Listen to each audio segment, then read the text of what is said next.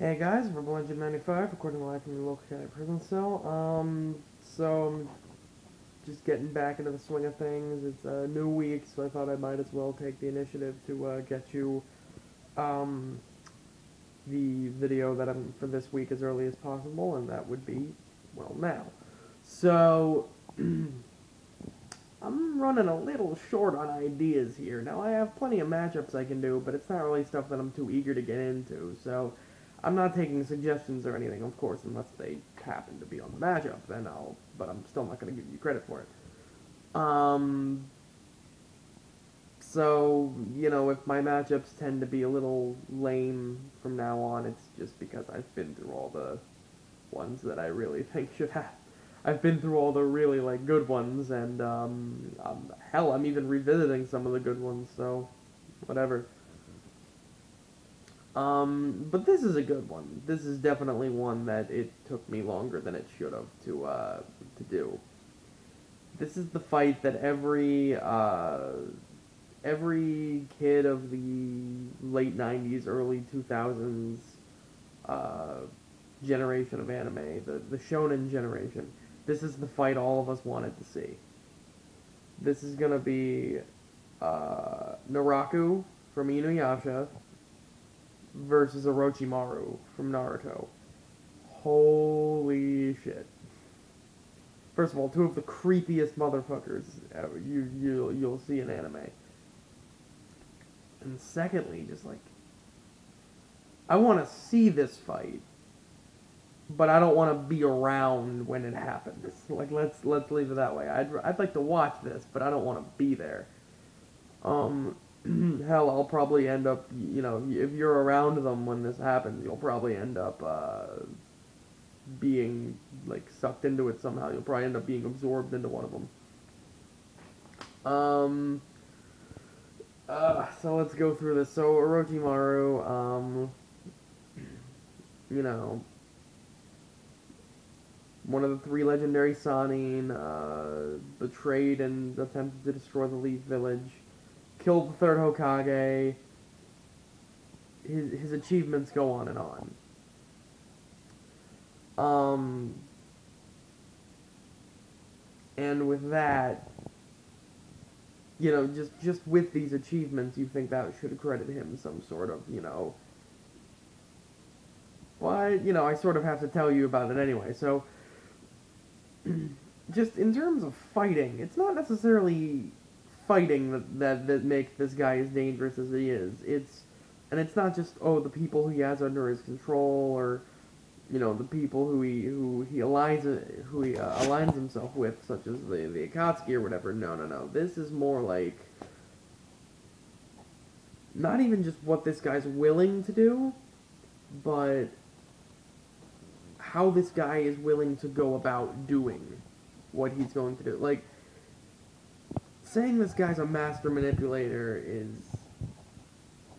a little bit of a long shit. Not only does he make plans to manipulate others, he makes plans on them getting out of it, hating him, going against it. Everything you do, everything you think you're doing is really Orochimaru pulling some strings.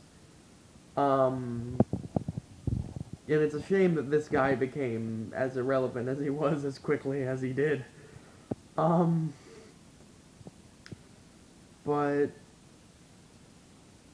this is just not a guy you will ever be able to just mess with. This is not a guy you'll ever be able to take it easy on. You're gonna be wondering about his power. Well, first of all, just through so many medical experiments from elite medical ninja, this guy more or less is immortal. I mean, I forget whether it's actually he can. I don't think he has a healing factor, but I think it's, what is it, putting himself into new bodies and everything. Yeah. He's M. Bisoning it. He can just put himself into whatever the fuck body he wants and take over it. But also, the big deal is this guy's body in general. I mean, this is a guy who hides swords in him. Like, he fucking pulls swords out of his throat and fights with them. And speaking of his swordsmanship, I wouldn't really say he's a master swordsman in himself, but he can sort of psychically control swords. Like the swords he has, he can, like, you know, move them around like if they were, you know, like he was using the Force or some shit. So this is not a guy that you, yeah, that's definitely something that, you know, Naraku's gonna have to look out for. Also, it's, you know, all of the snake shit, like, yeah, just being able to use snakes the way he does. Like, he was fucking, oh shit, what's his name? Oh, never mind. Just being able to use snakes the way he does. I mean, this guy was able to stand up to, what was it, a four-tailed fox Narzo? This guy is crazy. This guy's a monster. He can crush fucking boulders with those snakes. Just by, he can summon them out of his hands, he can summon them from his fucking mouth. This guy can stretch his body and contort it to, you know, stretch his neck out, and that's how he bit and infected Sasuke with the curse mark. Which is another thing I should probably... And also, he can seal away people's power, using, you know, the five-pronged seal, as he sealed away, Naruto's, fox energy, so that he couldn't use it. And but the curse mark's an interesting part. The fact that Orochimaru can basically bring someone over to his side by more or less further infecting them. Yeah, the curse, for those of you who don't know, the curse mark is basically almost like a virus, sort of like a chakra-based virus almost, that Orochimaru infects the person with. And the more chakra they use, the further it spreads. Now, this does make them more powerful, but it also corrupts them and sort of brainwashes them to Orochimaru's side. In a way, I guess. But, Naraku not really using it. I don't really know if you could make the distinction between... Well, you could probably make the distinction between Naraku using yokai energy and chakra. Those are probably two pretty different things, so maybe the curse mark wouldn't really work.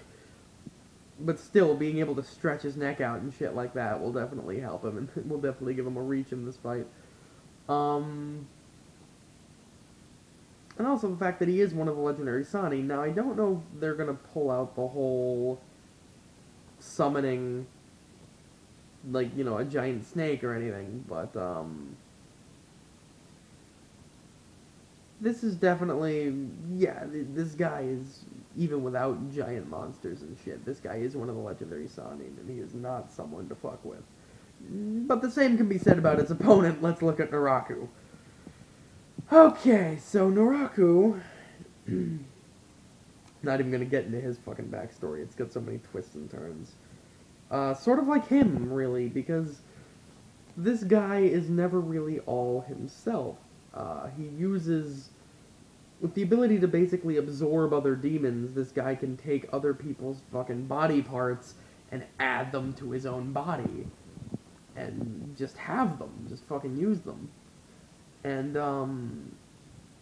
through various other events, he's learned to manipulate his body, in a sense, to be able to control these parts that he's added to it, even if they're not attached. Like, you can cut off this guy's arm. Not only can he just regrow another arm, he can control that arm that you've cut off. He can still control that and make that do whatever he wants it to. This is a guy who, just basically, he's willing to absorb other people and use what he's taken to help others, as long as it means fucking over more people that he wants to see suffer. This is a guy who has screwed over every character in Inuyasha. Like, every character in Inuyasha wants this guy's fucking head. And he more or less just screwed them over for the hell of it. I mean, there were some intentions, I guess, but he more or less just said, I want them to try to kill me. I want them to spend their life trying to kill me. Pretty much just because, you know? Like, this is a sick bastard we're dealing with. And, much like Orochimaru's got snakes and everything, this guy's got control of pretty much whatever the fuck he wants. I mean, unlike where Orochimaru needs to, like, find a host body to go into, Naraku pretty much always he can just create pretty much almost like clones of his own body and act through them. Almost like a stand, if you will. But, you know, that's gonna get complicated if I keep going into that, and I don't have that much time left. So this guy can take giant demon fucking bees and have them attack you. That's a thing, so that's a counter to the snakes, I guess. What else is this guy's power? He's pretty much nigh immortal with his regeneration. He can, I think he has some sort of psychic ability. He can project force fields, psychic barriers, stuff like that. This is gonna be real. I spent so much time talking about Orochimaru, but no, do not let that confuse you to think that Naraku is just worth skipping over. These are two very fucking bad, like, evil guys. But who do I think is gonna win? Well, Orochimaru's accomplishments definitely make it so that he can really go toe-to-toe with, I think, about anyone, but seeing as Naraku really can't, I mean, he did die because Kagome purified him. Orochimaru, in a way, is immortal to the sense that he can keep finding bodies to go into, but Naraku really sort of is immortal in his own body, so, I mean, what more can you do to the guy? And the fact that he's already got shields and shit he can use, and he's already got, you know, he can create fucking puppets to take the hit, he can infect he can basically transfer his mind into other people's body. This guy's not someone you can really stop, so sort of because of that, I gotta give it to Naraku. I mean, I don't want to say this is an easy fight for him or anything, because it's not. You're never gonna find an easy fight against Orochimaru, but damn, if there's really anything aside from a holy arrow that can fucking kill this guy, Naraku. So I guess Naraku's gonna have to take it eventually. It's still a great fight. Hopefully I'll be able to come up with some more like it. But until then, Verbal Engine 95, see ya.